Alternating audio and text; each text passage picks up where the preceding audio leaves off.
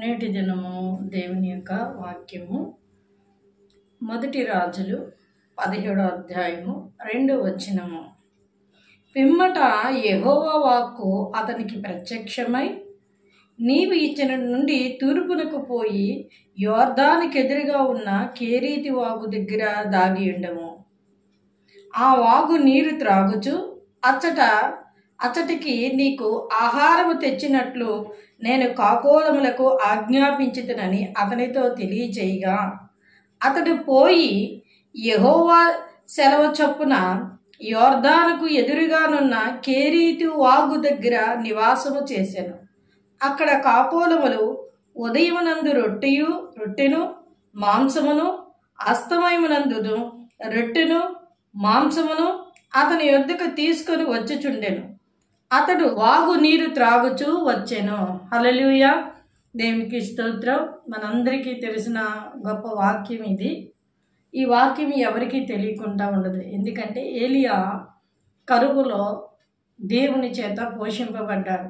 ఆ దేవుని చేత పోషింపబడినప్పుడు దేవుడు మొట్టమొదటిసారిగా ఒక దేవుని బిడ్డకి పోషణను కాకుల చేత పంపించారు. హల్లెలూయా.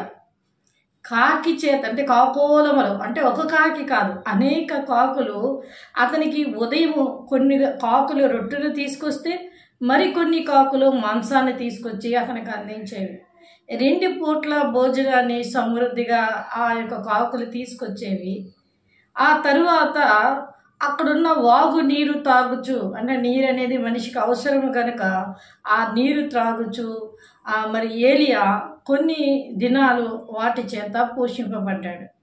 హల్లెలూయా. అయితే ఈరోజు మనం తెలుసుకుంటున్న వాక్య ధ్యానం ఏంటంటే కాకి యొక్క మనస్తత్వము, కాకి యొక్క గుణము. దేవుడు దావీదుని పోషించడానికి కాకులకు ఆజ్ఞాపించాడు. కాకి యొక్క మనసు ఎలాంటిది అంటే ఎత్తుకుపోయే మనసు. పూర్వ దినాల్లో మా చిన్నతనంలో కాకులు, ఇప్పుడంటే అలాగ లేవు, కానీ ఏదైనా తెచ్చుకుంటే చేతుల్లో ఎత్తుకుపోతూ ఉండేది.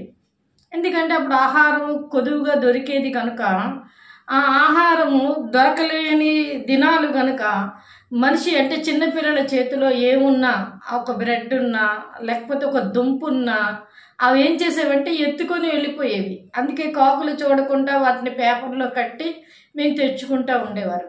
అంటే కాకి మనస్తత్వం ఏంటంటే ఎక్కడైనా ఎవరి దగ్గర ఏదైనా ఉంటే ఎత్తుకుపోయే మనస్తత్వం. రెండవది, కాకిని ఏ మనిషి కూడా జ్ఞాపకం చేసుకోరు. ఒకే ఒక దగ్గర జ్ఞాపకం చేసుకుంటారు, శ్మశానంలో జ్ఞాపకం చేసుకుంటారు. అది దేవుని ఎరిగిన ప్రజలు. ఎందుకంటే వారు పిండాలు అవి పెడతారు కనుక అక్కడికి వాటిని జ్ఞాపకం చేసుకుంటారు. అంటే ఈ యొక్క 2 విధాల్లో కాకి యొక్క మనస్తత్వం, స్వభావం ఎలా ఉందో మనకి తెలుస్తూ ఉంది. ఇప్పుడు ఇలాంటి కాకి యొక్క మనసును ఎరిగిన దేవుడు, ఎందుకంటే కాకిని సృష్టించిన సృష్టికర్త ఆ కాకి మనసు ఎరిగిన దేవుడు, కానీ దాని చేత దైవజనునికి ఆహారాన్ని పంపిస్తూ ఉన్నారు. హల్లెలూయా, ఎంత గొప్ప విషయం. అంటే ఇవ్వలేని వంటి వారు, వేరే ఒకరి దగ్గర లాక్కుని వంటి వారు, నీకు సమయం వచ్చినప్పుడు, నీకు అవసరం వచ్చినప్పుడు నువ్వు దేవుని వైపు చూస్తూ దేవుని చిత్తాన్ని జరిగించినప్పుడు దేవుడు అలాంటి కాకి లాంటి మనసున్న వారిని కూడా మార్చి నీకు సహాయం చేయించే సామర్థ్యము దేవునికి ఉంది. హల్లెలూయా.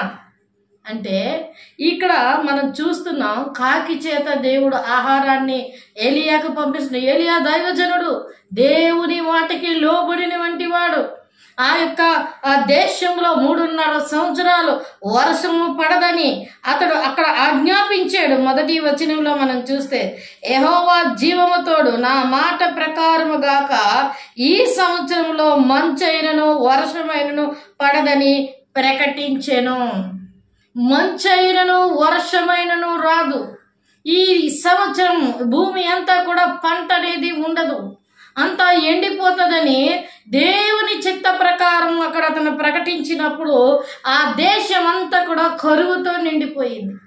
కరువుతో నిండిపోయిన ఆ దేశంలో అనేక మంది ఆకలి దప్పులతో అల్లాడుతున్న సమయంలో దేవుని చిత్తాన్ని జరిగిస్తున్న దైవజనునికి దేవుడు కాకుల చేత ఆహారాన్ని పంపించారు.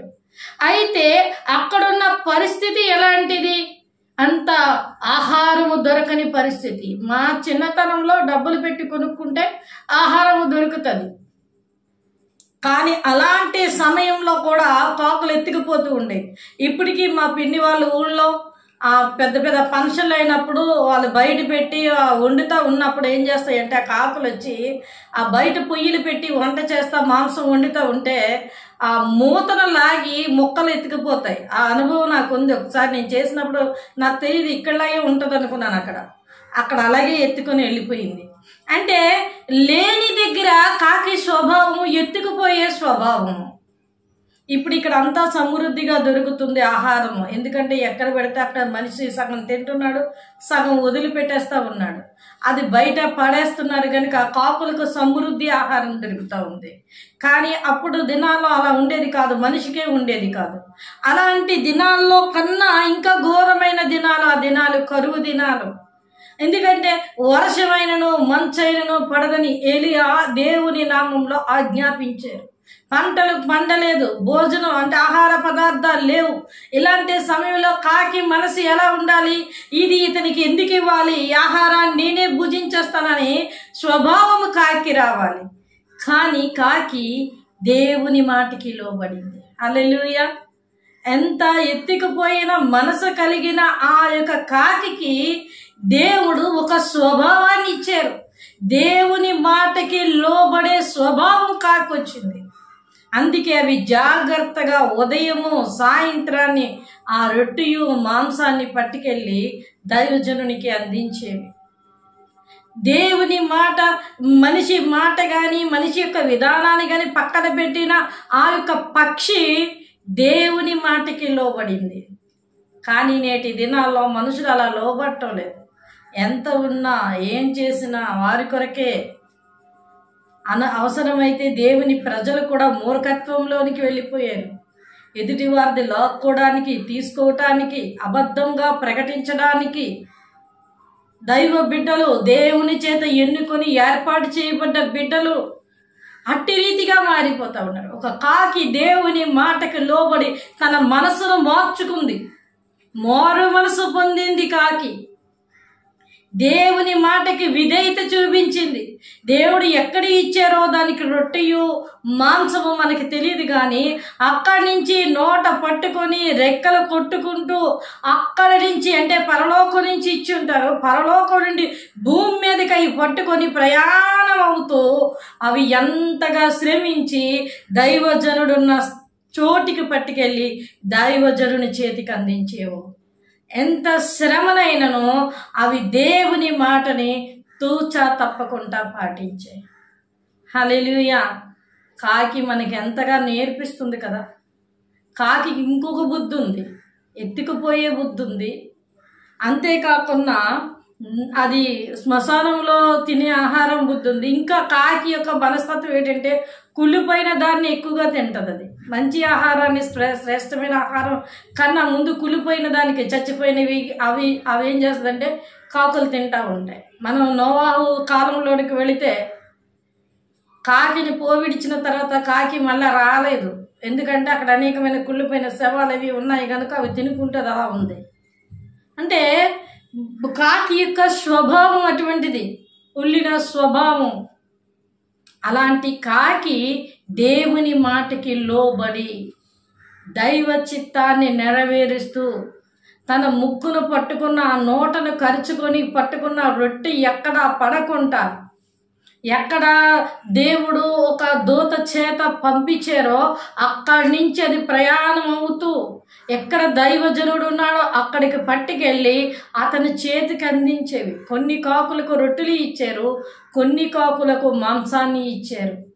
ఈ రొట్టెయు ఈ మాంసాన్ని పట్టుకొని జాగ్రత్తగా కాకోలములన్నీని, అంటే ఒక గుంపు కాకోలములు అనగా ఒక కాకి కాదు, కాకి చేత దైవజనుడు పోషింపబడ్డాడు.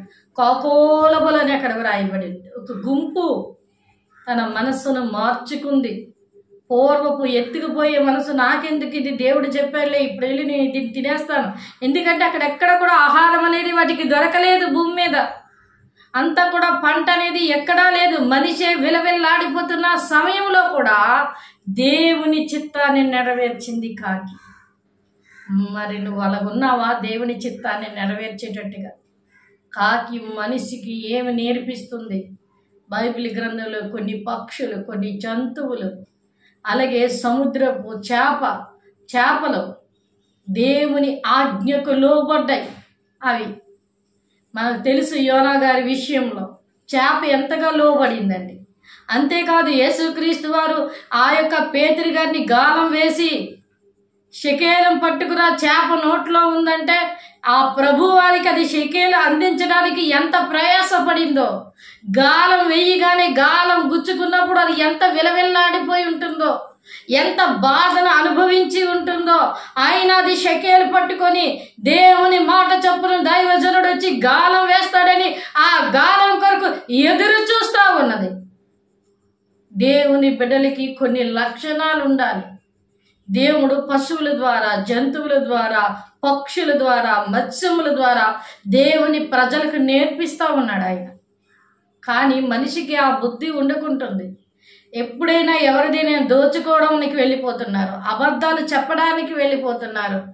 అయ్యో నేను దేవుని చిత్తాన్ని నెరవేర్చలేకపోతున్నానన్న బాధ ఎక్కడ ఏ మనిషిలోనూ నేటి దినాల్లో క్రైస్తవులు, దేవుని ప్రజలన్న వారిలో కనబడటం లేదు. లోకం ఎలా కొట్టుకొని వెళ్ళిపోతుందో దేవుని ప్రజలు కూడా అలాగే కొట్టుకొని వెళ్ళిపోతున్నారు. వాళ్ళకి మనకి తేడా ఏముంది? వాళ్ళలాగా మనము చేస్తే దేవుని నామాన్ని మహిమపరిచేలాగా ఉండాలి, దైవ చిత్తాన్ని నెరవేర్చేలాగా ఉండాలి.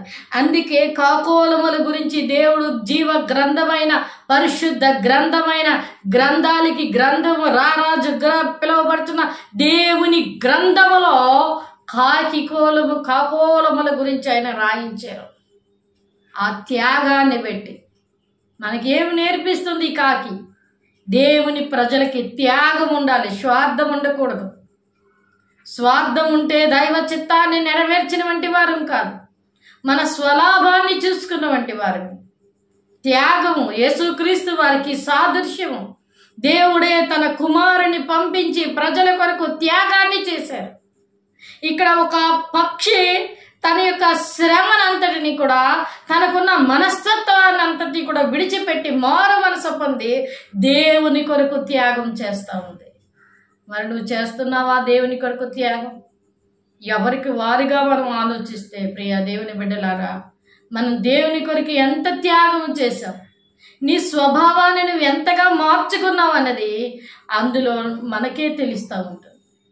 కనుక మనం దేవుని యందు దైవ చిత్తాన్ని నెరవేర్చే విషయంలో మనకి త్యాగపూరమైన మనసు ఉండాలి.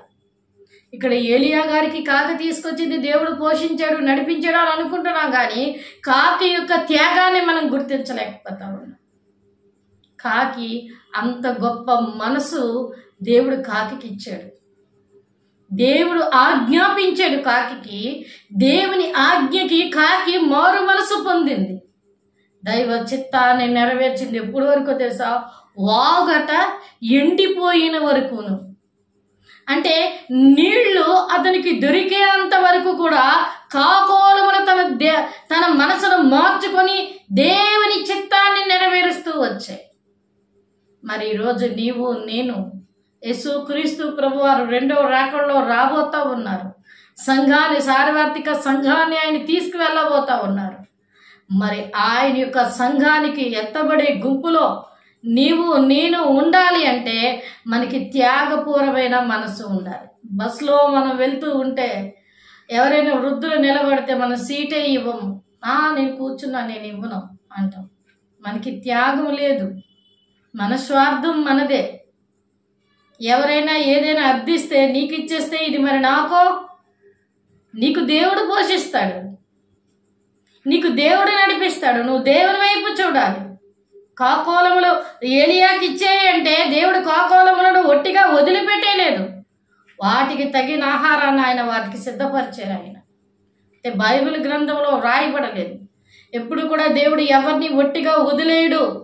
సహాయాన్ని పొందుకొని సహాయం చేసిన వారిని ఒట్టిగా వదిలేడు. మీరు చరిత్రలో అయినా మనిషి జీవితాలైనా మీరు చూడండి. దేవుని కొరకు నీతి కొరకు నిలబడిన ప్రతి మనిషిని కూడా ఆయన ఇహమందు ఉన్నతంగా ఉంచాడు, పరమందు ఆశీర్వాదకరంగా మోక్షంలో ఉన్నట్టుగా చేశారు. దానికి సాదృశ్యం అబ్రహాము గారు.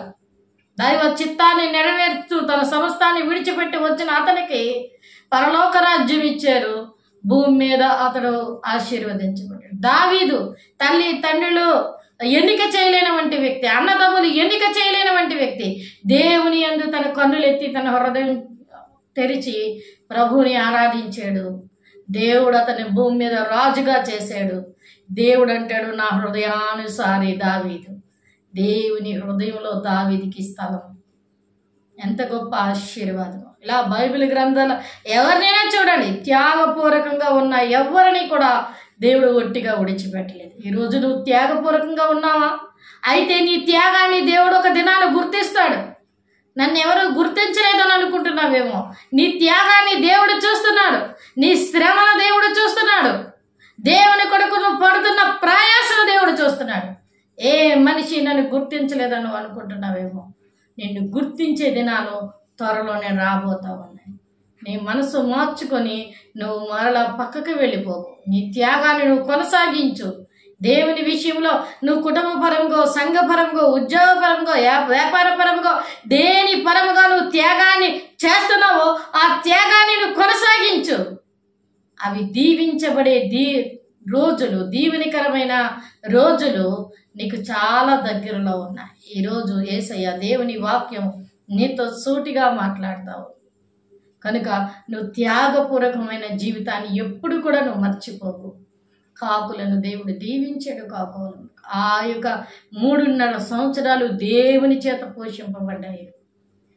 దైవజనునికి కొన్ని దినాలే పట్టుకెళ్ళి ఇచ్చాయి, కానీ అవి 3.5 సంవత్సరాలు కూడా అవి పోషింపబడ్డాయి. బైబిల్ గ్రంథంలో వాటి పేర్లు లెక్కించబడ్డాయి.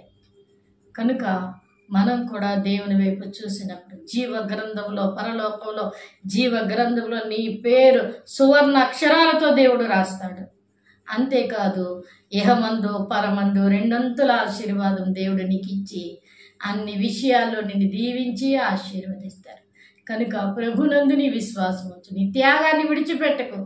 యేసయ్య త్యాగంతో పోల్చుకుంటే మన త్యాగం చాలా చిన్నది, కానీ దేవుడు నీకు అప్పగించిన త్యాగాన్ని నువ్వు కొనుక్కోకు. నీ త్యాగంలో నువ్వు వెళ్ళు. దేవుడు నీ త్యాగాన్ని ఆయన చూస్తున్నాడు. ఒకానొక సమయం ఉంది, ఆ త్యాగానికి లెక్కలు కట్టే సమయం. ఆ లెక్కలు పూర్తయిన తర్వాత నీవు గొప్పగా ఆశీర్వదింపబడి అనేకులకి ఆశీర్వాదకరంగా ఉంటావు. కనుక ఏ మనుషులు నన్ను చూడలేదని నువ్వు అనుకోవద్దు.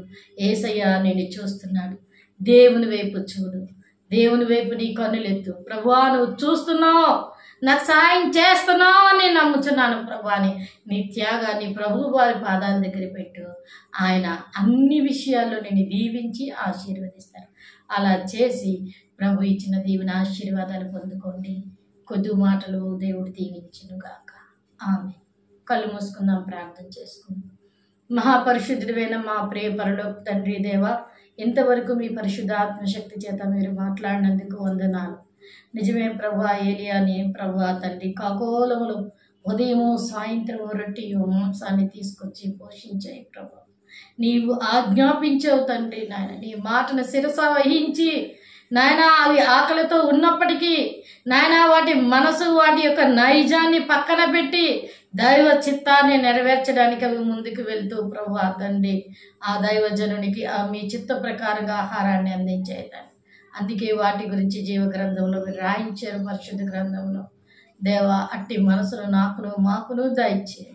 నీ కొరకు దేన్నైనా విడిచిపెట్టి దేన్నైనా త్యాగం చేసి కష్టపడే మనసు నాకు మాకు దయచేసి ప్రభా, అలా మేము జీవించడానికి మాకు మీ కృప సహాయం దయచేయమని, విత్తబడిన వాక్యం 100 ఫలించేలాగున సహాయం దయచేసి వాక్యం ద్వారా మీరే మహిమ పొందుకోమని యేసు పరిశుద్ధ నామమున స్తుతించి వేడుకొంచున్నాం పరమ తండ్రి. ఆమేన్. God bless you.